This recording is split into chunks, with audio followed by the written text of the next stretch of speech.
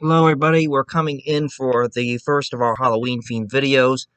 I simply decided that we were just going to do both of them this week, as I kinda looked and okay, I'm not busy this week, why not just do them both on the week of Halloween? That way it makes more sense. So I just went ahead and decided we're going to do them both this week. So as for our first topic video, as I mentioned previously, it will depend on two factors. Are you religious? And are you a believer in the paranormal? I myself am a high believer in the paranormal. I have never exactly gone out, done a major investigation or nothing else. Nothing like that. I've never encountered any possessed person, any person that's claimed to be of a ghost attack that I've actually witnessed. But I do believe in the supernatural, in the paranormal field, and I am a Pentecostal Christian, so I also believe in the other aspect. So, you might ask, why are we talking about this? Well, because if you don't believe in one of these two things, you might very well find this as a hoax. So, we're going to discuss something today that probably has caused a little bit of controversy over the years, as I'm sure the movie that got inspired for this certainly did. And today we're going to talk about the 1949 exorcism of a young 14-year-old boy who we do not have the actual name, whose name is never his true name has never been released due to, of course, the identity protection of a minor, which the boy was 14, so that makes sense. So we do not know his full name. The only thing that we know of him as is by the pseudonym of Roland Doe. And young Roland in 1949 was the victim of a demonic possession that was one of the most heavily documented. It was one of the most violent, one of the most evil, supposedly, and it was so intense that it later did inspire the author of The Exorcist to write his novel, which soon became the 1973 horror film, which I'm pretty sure all of us know of, the young case of young Reagan McNeil, who's only 12 years old, lives with her mother, and she becomes possessed by Pazuzu. And of course, I think you know the rest of it. The priest dies, she vomits pea soup, she turns her head 360 degrees around her head, she levitates, speaks in Latin, curses many foul languages, and I think you've probably seen it. But The Exorcist is largely not real. However, it is very frightening to know that many of the details that were portrayed of young Reagan having in the Exorcist movie, with the exception of certain scenes, such as what she was doing to herself with the crucifix earlier in the movie, and then of course the 360 head spin, those were not documented as happening in this case, but almost everything else was, supposedly. The levitation, the foul-smelling liquid. I'm not saying it was pea soup, but it was something. The cursing, the screaming, the thrashing, the Latin, everything. In the wounds, that was all documented supposedly in this case. Of course, I have a cross here today, because if there's any demons in this house, they're not coming near me. Get away and get behind me, Satan. Get behind me. Anyway, we will discuss today the 1949 exorcism of Roland Doe. I got a lot of information actually off a video that is pretty recent on YouTube. It will provide a lot more of the finer details that I've been able to find. It was about the only way I could find some of them. So I will definitely provide the link to that video here at the end, so that you can click on that and you can go ahead and see that video for yourself, which it goes a lot more extensively into the finer, minute details than I will. So definitely be sure to check that out. Also, as we go through this, I do consider myself somewhat demonology informed, as I've taken small online things about it, and I have kind of looked at it through my life here so far. So I will, as we go through this, reveal certain things that I know of or I've heard of about demons and demonic possessions that I know about. I'm not saying it's all true. I could be wrong once or twice, but it's at least what I've been told. And I will only do this when I feel it is appropriate, when I feel it actually serves to better explain a certain event that we're going to discuss happened to this young boy. So without further ado, let's go ahead and start here. And we're going to, as I mentioned, this took place in 1949. This is just after World War II, and it takes place it starts really in the small town of Cottage City, Maryland. Young Roland Doe, as we will call him here, was the only child of German Lutheran parents. They lived in this small town in Maryland, and he was their only child. He was your common 14-year-old boy. He was a good student. He had good manners, everything else. The only thing that Roland really struggled with is he had difficulty making friends. He didn't get along especially well all the time with trying to meet new people, trying to become friendly with them. He wasn't exactly the outgoing social kid. Kind of like myself in ways.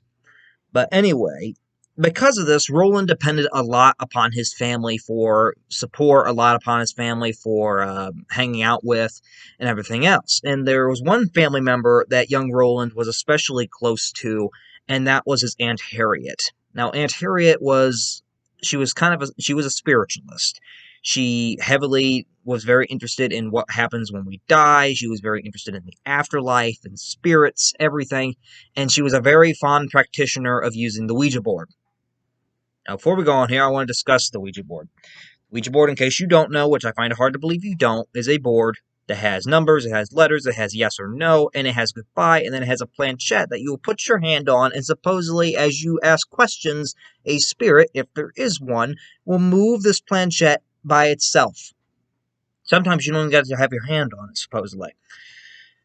Well, the problem with Ouija boards is supposedly that Ouija boards open portals. They open the spiritual doorways to the spirit world, to the other side, as you would call it.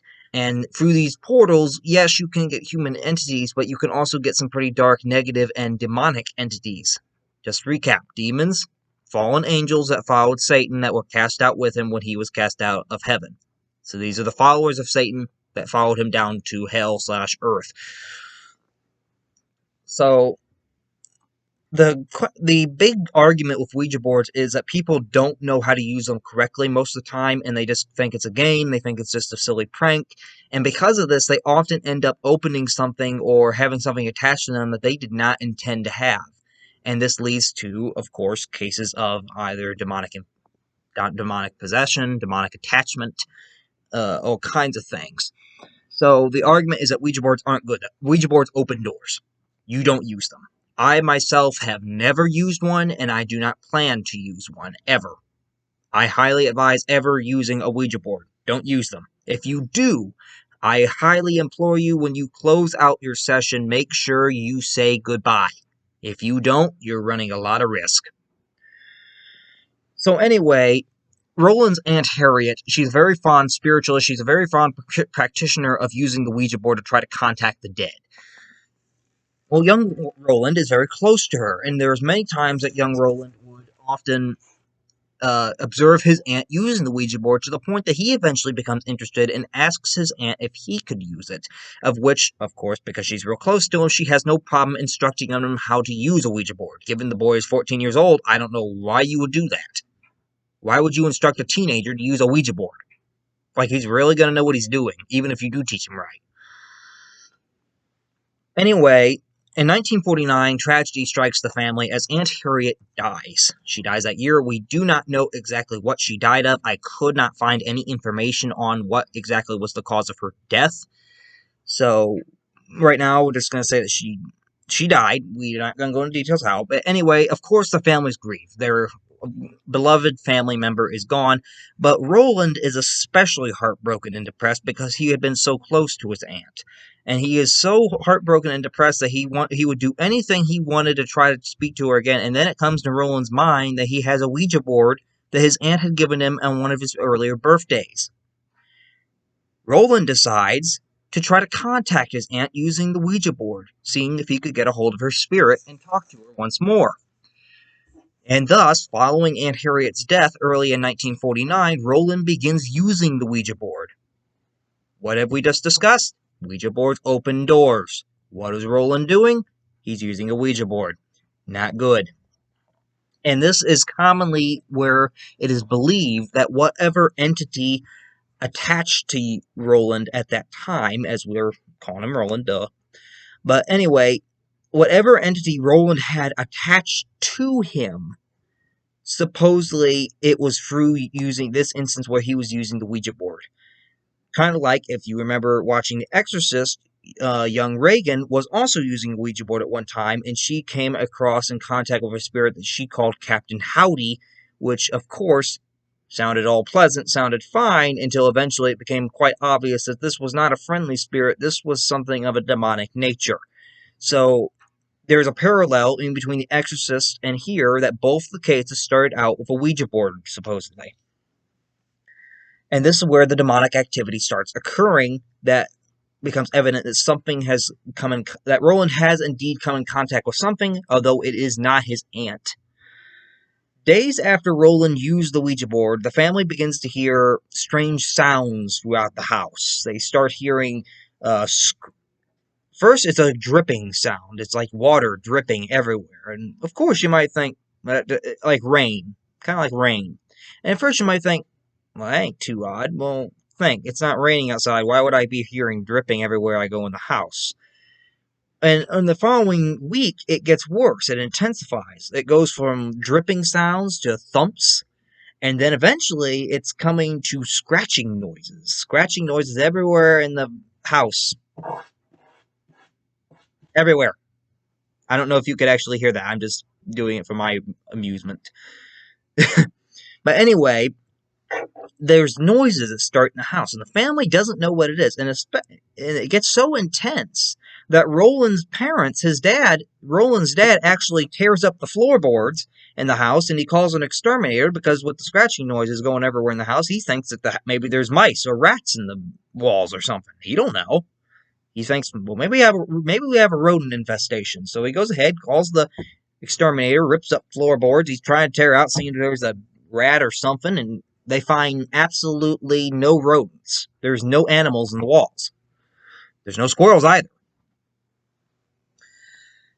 It was soon after this that the activity intensifies further as furniture in the house begins to move by itself, supposedly. Chairs, tables, lamps started to move, started to fall over, and even religious pictures in the house began to rattle and shake as if someone was on the other side trying to throw it off the wall, like it didn't like it there. Like supposedly there was a portrait of Jesus that the family had in the house that would very commonly rattle on the wall like something was trying to throw it off and it couldn't quite do it. Eventually, one day the activity intensifies even further. This continues for a couple weeks, just the noises and the moving furniture and the rattling, but eventually it intensifies to the point that one day it gets to a whole new level as it seems to begin to focus on young Roland, especially as it kind of moves and prioritizes on his bedroom. Roland was sleeping on one of these days, and he was suddenly awoken and it was screaming as he awoke. As his bed, he wakes up, his bed is literally shaking, like you've seen in the Exorcist movie, how Reagan called for her mother, and she walks in there, and the bed is just, it's shaking. Like something is underneath it, just shaking it like a rag doll, making it flump up and down and side and whatever. His cries attract his mother, who was home at the time. She, too, sees the activity, and then she eventually this causes the family to have great concern, because now Roland is starting to have certain strange things happen in his room, and of course back then, people weren't exactly the most common believer of spirits. So what do they deduce? They deduce similar to what they do in The Exorcist, in the movie, but this is the real tale. This is not a 12-year-old girl, this is a 14-year-old boy that actually supposedly happened. And in the Exorcist movie, Reagan's mother took her to many doctors. They took her to psychiatrists, psychologists, everything they could. Well, this happens to Roland. The family deduces that something's wrong with Roland mentally. They go ahead and take him to doctors. They take him to psychiatrists. They take him to psychologists. Every doctor they could in the book. Every one of the doctors says that although Roland appears stressed, they could find nothing wrong with young Roland. He appeared perfectly healthy, physically. The activity after as these doctors' meetings go on, it only seems to intensify further, but it increasingly seems to center on Roland. It seems to be going less and less. It seems to be happening less and less to the other members of the family in the house, and seems to be solely focusing on Roland solely. So eventually, it gets worse because now the activity starts following Roland, and this happens one day when Roland supposedly went to school, and right in front of his classmates, his desk moves out in front of him and then comes back. And Roland is just sitting there. Supposedly, he was just sitting there. He did not do this. And even then, I don't know if you've been in a school in this but if you got a desk that is actually not attached to your chair, even if you go like this, your desk does not go 10 feet in front of you. It goes maybe a foot. If your desk, you cannot push your desk with enough force to make it go 10 feet in front of you. This desk supposedly did, as if something was continuing to move it even after it had gone out of Roland's actual arm range, that he could physically push it. And of course, this scares the crap out of his teacher. It scares the crap out of his classmates because they don't know what's going on. And eventually, this activity gets so worse, and the doctors just keep going to no conclusive answer, that the family decides that we're going to go ahead and we're going to contact our pastor. Maybe he can tell us what's going on here. Maybe it's something spiritual. And their pastor, who's a Lutheran, as the family is Lutheran, he comes, and their pastor was by the name of Luther Miles Schultz, or Pastor Schultz, as we'll call him here. He gets invited to come over and pray for the family and come see young Roland. Well, he comes to the house, he does some prayers, and he sees Roland as they're saying these prayers. He's kind of reacting oddly. He's kind of not fully saying it. He's kind of got a look of anger on his face, like he doesn't like what the pastor is saying. And Pastor Schultz kind of realizes this. He's like, okay, something might be wrong here because he's acting strangely to the religious prayers, and he's never done this. So Pastor Schultz invites Roland to come spend the night at his house for one night, just for an observation, for the pastor to simply watch over him and observe him for one night, see if anything happens. So Roland, of course, the family sends Roland to spend this night with Pastor Schultz. Over the night that Roland stays there, the Pastor Schultz records in his diary that supposedly all through the night he hears scratching noises in the bedroom all around Roland, and then and this is within the walls, he hears it all around the house, especially in the bedroom where Roland is sleeping, and he even sees a heavy chair fall over on its own. Now, Pastor Schultz comes to the conclusion that something is definitely wrong here, and it's possible he may have a demonic attachment, because whatever it is, seems to be quite powerful. It can move a chair, and it's scratching. That's usually not normal of a human spirit, if it is one.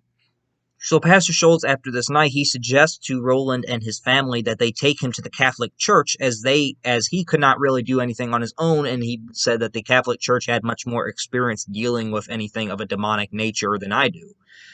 So he suggests that they seek help from the Catholic Church, believing that Roland has a demonic attachment. He doesn't believe it's a possession, but he believes that it is an attachment. What just fell? Oh, I see. Give me a second. Ugh. But anyway, he believes it is a demonic attachment that Roland is suffering from. So the family takes Roland to Georgetown University Hospital. And it is here that Edward Hughes, who is a Roman Catholic priest, is called in to visit young Roland and assess what he thinks. Eventually, the priest kind of concludes that Roland is in need of an exorcism, that this is what he does need, and it needs to be done quickly. So, the priest, Father Hughes, goes ahead and during his stay there at the hospital tries to exorcise the demon out of Roland. He tries to perform an exorcism, which that is where I'm telling you, unless you're religious, you probably don't know exactly everything about an exorcism. You probably might not even believe in it entirely. So I'm not trying to impress a religious view here. I am simply trying to explain to you what the deal is. So anyway, he goes ahead and tries to perform this exorcism on Roland, and it actually ends quite abruptly because during the exorcism, Roland begins to act violently. They have to tie him to the bed, and he starts to act violently. He starts to try to thrash and try to lash out at the priest, and eventually he manages to break his restraints free, and he breaks a bed spring off the bottom of the mattress, and goes ahead and he takes it, uses it as a kind of like a dagger, and he slashes the priest's arm. He slashes Father Hughes's arm, which causes the exorcism to end quite abruptly because now the priest is hurt. He's like, oh my, ugh, his arm slashed. He's got to go to the hospital, which he's in one. But anyway, that's what happens there, and that ends the exorcism quite quickly. When Roland returns home, he begins to suffer. The activity around him only intensifies further as now he begins to suffer marks and welts start appearing on his body. Kind of like we saw in The Exorcist with Reagan. Marks and welts start to appear on his body. They look like burn marks. They look like cuts. Everything. And they start coming on his body. At first it's just marks. And eventually they get so sophisticated that they start actually spelling out words and letters. And on soon, one of the family witnesses one day that one of the marks on Lewis, not Lewis, we're getting ahead of ourselves here. On Roland spells Lewis on his stomach. On Roland's stomach, there is markings that look like they are spelled in the word Lewis. Now the family, what would convince them of this? They start packing everything up and decide that they were going to move to be with family near the city of St. Louis, as they had a house there that they could move into. And they believed that this was maybe a sign from God that maybe if they moved to St. Louis that the demon would stay there and it wouldn't bother them anymore, that it would leave Roland alone. Why they thought that, I don't know, but let me just tell you this. In some cases, in hauntings in general, let's show this first. If it is a human spirit, usually it is attached to the house or it is attached to the property. Thus, if you go in a haunted house and learn that you have a negative spirit, but it's human, odds are if you move out of the house or move off the property, it will leave you alone. You won't deal with it again. It'll be gone. You probably won't see it again. However, if it is a demonic presence, these presences are not usually attached to the house. They're not usually attached to the property. They've usually attached to a human. They've usually attached to a specific person. And just because you move out of the house doesn't mean your problem's over. The demon will follow you. Because there's a difference between a haunted house and haunted people. Haunted people, they go with you. So this is what happens to Roland. The demon does not go away. It simply follows his family from Cottage City, Maryland, all the way to the suburb of St. Louis, Missouri, where they're at now. Soon after they arrive at their new house, it soon becomes apparent to Roland and his family that this has not gone away. It's still there. The problem is still happening as the activity starts up again in the new house. After the activity begins again, the family contacts the local Catholic Church, and they come in contact with the local priest, Father William Bowdern. And Father Bowdern doesn't entirely believe that Roland is actually possessed. He doesn't believe entirely that it's real. He believes that Roland could be faking it. He believes it's just a bunch of hoax a little bit, and he's very doubtful. But he agrees to come pray over the boy for the family. He agrees to come pray over the boy. The next day, after the family had gone to talk with him, it was Roland's parents that got in contact with him, Father Bowdern arrives at the house, and he comes with another priest by the name of Raymond Bishop. Now, after the two priests meet Roland in his bedroom, the priests begin to pray over Roland. Roland is on his bed, and the priests begin to simply pray over him, and they ask Roland to pray with them. So they all try to pray together, and only a few words into the prayer, Roland starts screaming, and he complains that his chest is hurting. The priest, Father Bowdern, kind of opens up his shirt, Roland's shirt, to see why would his chest be hurt. So he opens up Roland's shirt, and on his chest, on his bare chest here, there is literally red cuts that are appearing before the priests as they're talking and praying.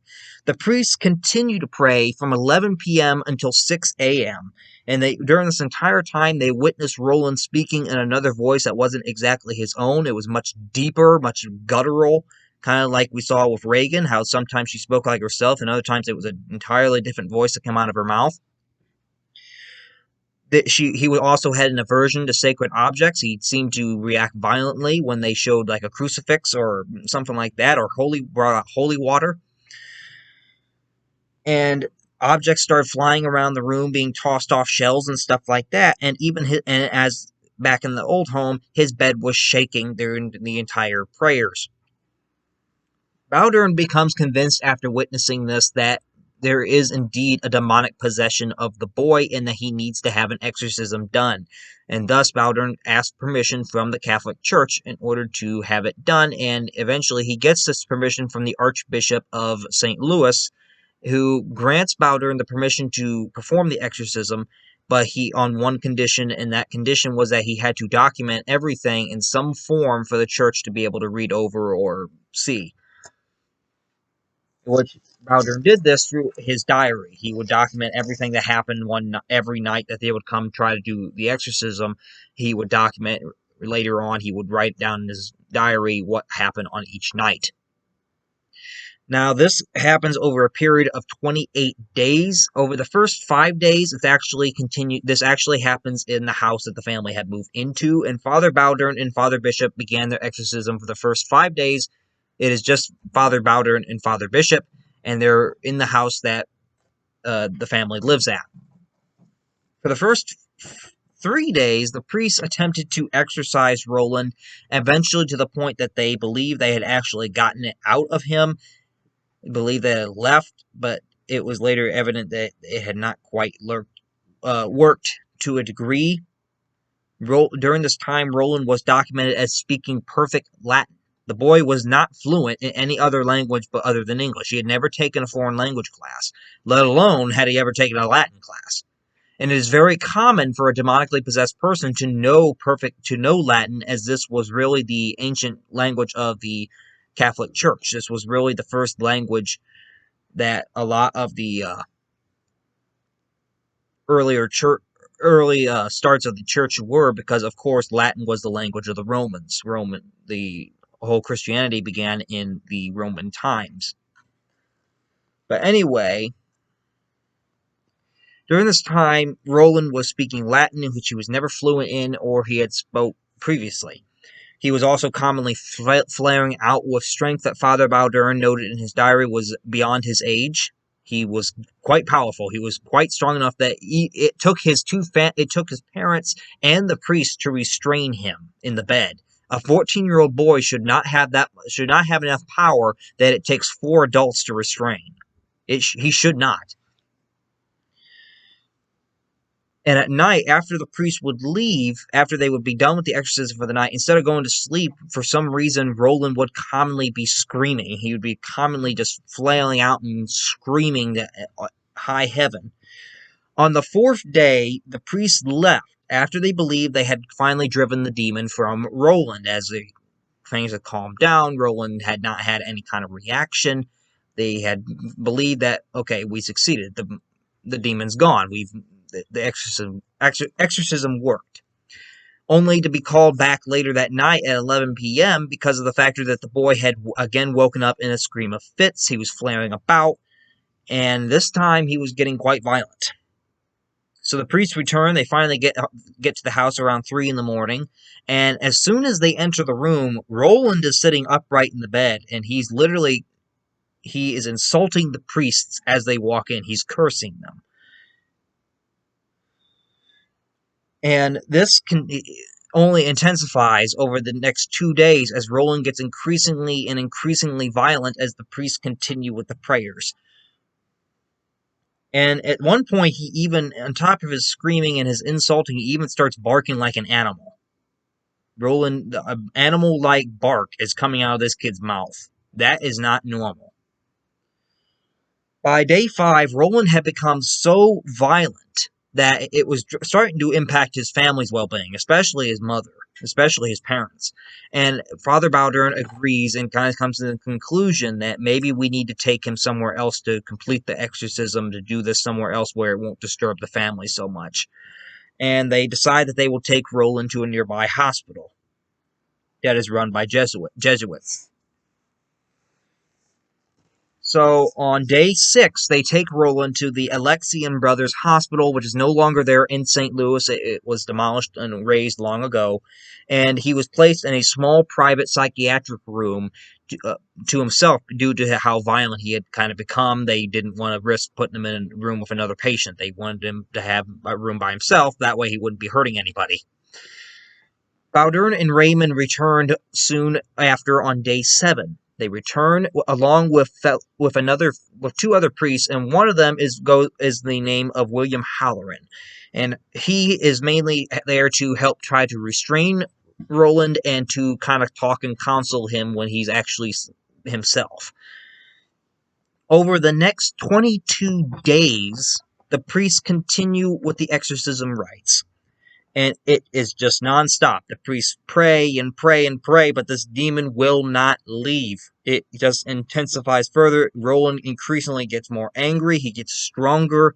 He's flailing about. He's screaming. He's cursing. He's insulting. He's swearing. Everything in the book. And at one point, he even starts spitting a foul-smelling liquid at the priests. We do not know what this was. But think back to The Exorcist. She was spitting pea soup, as you might want to put it. Or I just spit on the camera. do apologize. But anyway, he was spitting a foul liquid at the priests. And at one point, as you might recall in The Exorcist, where the demon that was inside Reagan kept kind of toying with Father Karras, who was trying to kind of provoke a reaction out of him by insulting his dead mother, who had just recently passed away. And at one point, this did actually happen in this exorcism, as Roland at one point kind of turned to Father Halloran during the exorcism on one of the days and kind of told Father Halloran that his mother, who was dead, said hello from hell, basically. Said, "Oh, your mother says hi from hell."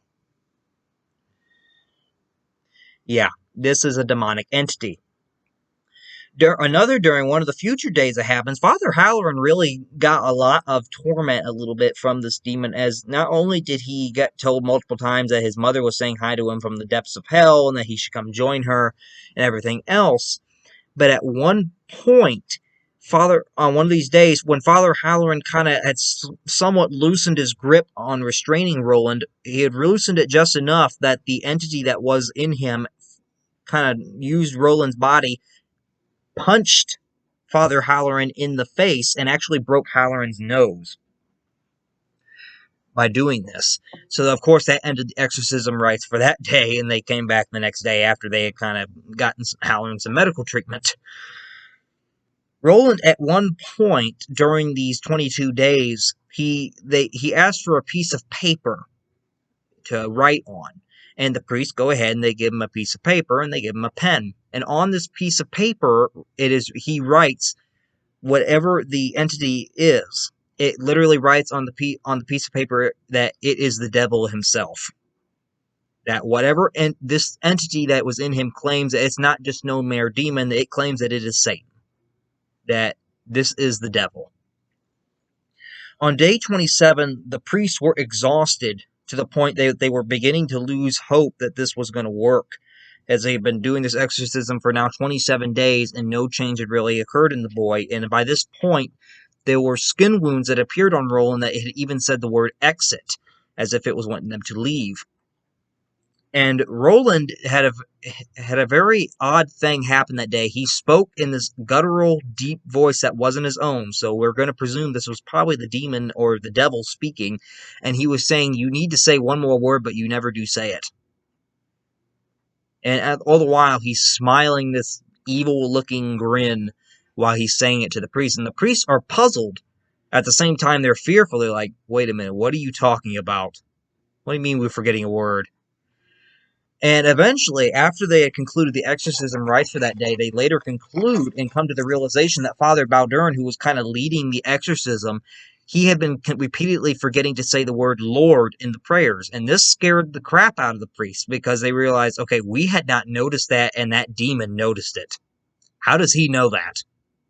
And on top of that, why wouldn't I say it? Because I'm a priest. That should be the first word on my mouth. It began to worry them, especially because they realized that somehow this demon had had an influence over their words as they were doing it, and that's how it knew, supposedly, of what was going on. Now, when the priest returned the next day, on the final day of the exorcism, they noticed, before they even entered the hospital, that all the lights in the rooms on the floor where Roland was, in the different rooms, it wasn't just Roland's room, all the lights were kind of flickering on and off, as if something was about to go down, kinda. Like this was going to be it. And as they approached the door, as the 3 or 4 priests approached the door, they smelled a strong, foul, just sulfuric, I think was the word that the other video used, smell coming from the room. And they enter the room and they go start the prayers, and the screaming begins and everything else that they've encountered for the previous 27 days. And they're like, we got to get it out of him. This got to end. So they continue for 7 hours.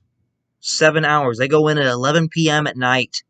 This continues for 7 hours of an exorcism. Eventually, at one of the big points comes as during this entire time, Roland is not only doing his usual screaming and thrashing, but he begins urinating constantly. And at one point, the big one comes. Roland, as the priests are praying, and in one moment, at this point, to try to reduce the chance that they were going to get injured by restraining him anymore, as Halloran had been injured days before with his nose, by this point, they had simply tied Roland down to the bed with restraints. At one point during the priest's prayers, Roland goes catatonic, and he literally levitates off the bed. The only thing keeping him tethered to the bed are the restraints that are tying him to it on his arms and his legs. So literally, this boy, like you've seen in The Exorcist, where Reagan is floating above the bed, she's just hovering there, and then gradually goes back down. Roland supposedly did this, and this is actually quite common in certain demonic cases of exorcism. If a demon is powerful enough, it will make its host levitate, as you also probably saw in Conjuring too, although that was not exactly a demon in the first one, it was a witch, but as you saw, it did make, if you watched it, at one point, the mother who is possessed by this witch, she does eventually, the chair levitates, it flips upside down, floats in the air, and everything.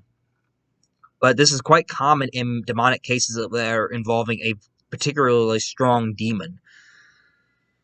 And another thing that you can really do if you ever see a demonic exorcism, which you should never, I hope to goodness God that none of you do, one of the things that really helps priests in a battle against a demonic entity, I will add this, is the knowing the demon's name. They can usually find a demon's name by pressing it to do so during an exorcism by commanding it to reveal its name in the name of God, which usually will eventually cause the demon to relinquish its name. When a priest knows the demon's name, they can more accurately target the demon specifically. Because when you're saying a demon, there are hundreds of thousands of demons, as we said previously. But when you're saying a specific name for God to target, there's only one demon with that name. And that power of God is supposedly much greater, being able to be channeled and directed specifically at that demon and that demon alone. But unfortunately, they never learned the name of this demon that was in Roland. It had only identified itself as the devil, but this was probably, I'm going to guess, a intimidation tactic, as any demon could claim it was the devil, and you would not know the difference almost, unless the actual devil showed up. Believe me, if it was the actual devil, you'd know. After 7 hours of battling and Roland screaming, thrashing, cursing, swearing, urinating, and levitating, suddenly, early in the morning, Roland, his eyes jolt open, and he exclaims in his own voice, he's himself now. Roland suddenly jolts awake, like he's come out of a deep sleep, and he exclaims that he saw a vision of Saint Michael, the archangel, coming down with a flaming sword, which Michael is commonly depicted as having in some artwork, and that he had come down from heaven and he had witnessed Saint Michael banish and battle the devil that was within him and cast him out. After this, it appeared to be over, and it was. It took a couple of weeks, but Roland he slowly over time returned to normal. He returned to himself, and the demonic energy that had been in him was gone indeed. It was finally gone. Roland, however, he had very little memory of anything that had occurred during his demonic possession. He did not remember hardly any details of what had happened at the house, and he remembered I don't think he remembered anything, if I read right. I don't think he remembered a thing about in the hospital. He didn't remember a thing about it. So and this is also quite common in demonic possession cases, is that when the victim is finally saved from the grip of the demonic presence, when they've finally been exorcised and got the demon out of them, they commonly will have very little, if any, memory of what they did when they were under demonic possession. They very commonly have very little memory of what they said, what they did, who was there, or anything. And this is commonly because that was when the demon was in control, and it was clouding what they were able to see. It didn't want them to see certain things because it might try to stop them internally. Roland is supposedly, as it was recorded by the priest and by Father Baldern, he later went on to live quite a normal life. He didn't really have any lasting repercussions, and this is probably largely due to the fact that he didn't have any memory of what had happened, hardly. Had he had a memory of what all had happened, I'm pretty sure the boy would not have lived pretty well, and he probably would have been outright terrified and a mental wreck. But as for the priests, they had seen this, and this shook them. This was probably the most dangerous and the most intense demonic possession case they had ever experienced or had to deal with, and it shook them for the rest of their lives. And author William Peter Blatey later on wrote his novel, The Exorcist, about young 12-year-old Reagan McNeil getting possessed. Remember that the Exorcist movie was based off a novel. It was based off a book that William Peter Blatey, the author, had written prior. He had written the book, and then they later turned into a movie adaptation. But anyway, he wrote his book after he had researched this 1949 case, and he had even went ahead and interviewed some of the surviving priests, such as Father Halloran and Father Baldern, who was still alive at that time, and gotten a lot of his details for certain aspects of what had happened to young Roland during the exorcism. He had gotten a lot of the details from those two priests, which he then turned and included when he described what was happening to young Reagan in his novel. So that basically concludes it for this video. I just wanted to go ahead and do a scary video this week, so that was probably our big scary one, was just something that, give or take what your religious or your supernatural views are, you may or may not believe it. You may find it to be a hoax. You may find it one of the creepiest, coolest things you ever heard. As I mentioned, I will definitely, at the end of this video, be sure to click on the link or little add-on for the other video that I got a lot of my details from. It goes into a lot finer detail than I really did here. And at the same time, he's got some they're not actual illustrations, I don't believe, but they're ones that he did, but I would definitely just look at the illustrations he got. Some of them are pretty creepy for drawings, but I can very much imagine this actually happening. And supposedly, the house that the family moved to in that suburb of St. Louis, it's still there today. And supposedly, there may be something still in the house, because many people who have gone to that house have claimed that there's something still in that bedroom, like something that doesn't like people being in there. And many of the homeowners have supposedly had bad luck. They've had divorces, had deaths in the family, all kinds of things happen. So I don't advise buying the house, but if you ever in that suburb of St. Louis, you can probably look it up. It's the Exorcist house. it is there, and you can still go see it today. But anyway, that covers it for this video. I just wanted to go ahead and cover that video. So whether or not you believe in demonic possession, it's still a very crazy tale. Whether or not it's true or not is to be kind of determined. Many claim that it's not because they don't believe in that stuff, but I personally believe that maybe some of the details could have been exaggerated, but I do believe it's largely truthful. But that's my opinion. So that covers it for this one. Our next video I will have here before Halloween on Saturday. I will have that up. We're going to do one on the origins of Halloween. Where does it come from? As it's one of the bigger holidays of the end of the year with Thanksgiving and Christmas.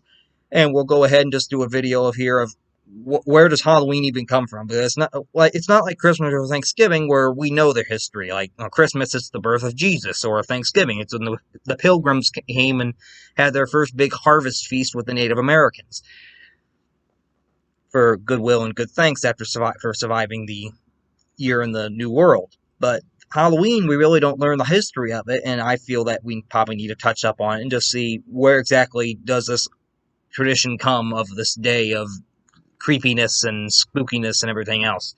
So we will cover that in our next video for this week. So that is all for this video. So as usual, like or subscribe if you have liked the videos that are coming out. Like the video if you like this one. Be sure to check out the other videos. Be sure to subscribe if you are enjoying the videos, as there will be plenty more to come out. So if you're liking them, you find yourself constantly coming back, don't feel afraid to hit the subscribe button. And we will have that video up later this week.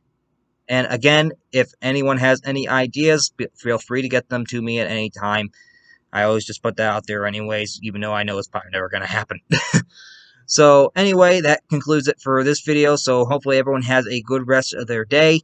And we will see you back later this week for our little history of Halloween video that we will have to kind of close out the Halloween season.